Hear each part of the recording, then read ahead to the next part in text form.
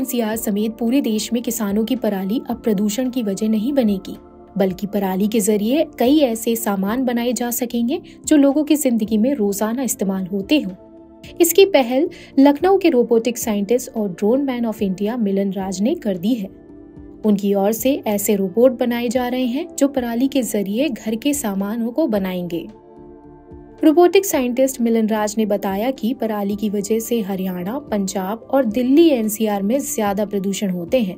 फसल काटने के बाद जो अवशेष बचते हैं उसे पराली कहते हैं। पराली को जब जलाया जाता है तो उससे प्रदूषण बनता है।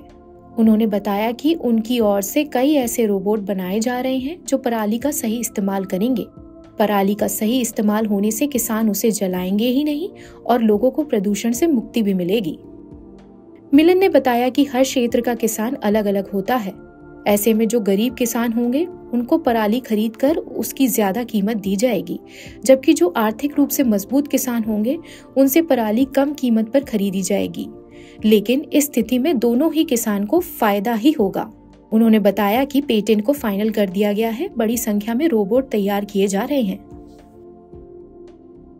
हरियाणा में ये प्रॉब्लम होती है जिसकी वजह से एयर पोल्यूशन बहुत बड़ा एक मुद्दा है, जिसमें पराली यानी कि स्टबल उसको किसान जला देता है, बिकॉज उसके लिए वेस्ट होता है। तो हमने इसका एक सोल्यूशन ये निकाला है कि हम वेस्ट टू वैल्यू कर देते हैं। हम पराली को एक वैल्यू पे लेते हैं, उसको हम प्रोसेस करते हैं और फिर जितने भी हमारे रोबोटिक स्ट्रक्चर्स हैं, जो भी हमारे प्रोजेक्ट चलते हैं, उनकी बॉडी कवरिंग ये सब जो होते हैं, आउटर लेयर्स होती हैं, हम पराली की क्रिएट करने लगे हैं।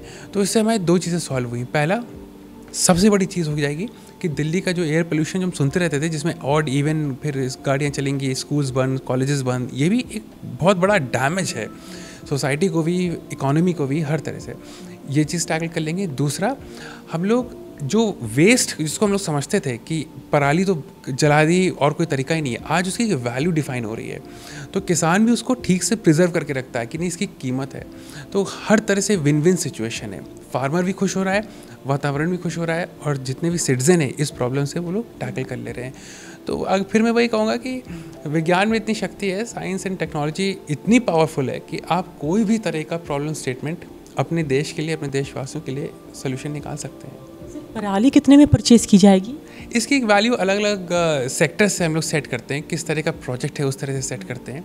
और सबसे बड़ी चीज़ होती है कि हमारा जो किसान है, क्योंकि वो हमारे सबसे इम्पोर्टेंट है, उनका सेटिस्फैक्शन सबसे ज़्यादा होता है। तो वो कोई फिक्स वैल्यू नहीं है, डिपेंड्स, गांव टू गांव भी डिपेंड करता है किस तरह का प्रोडक्शन है।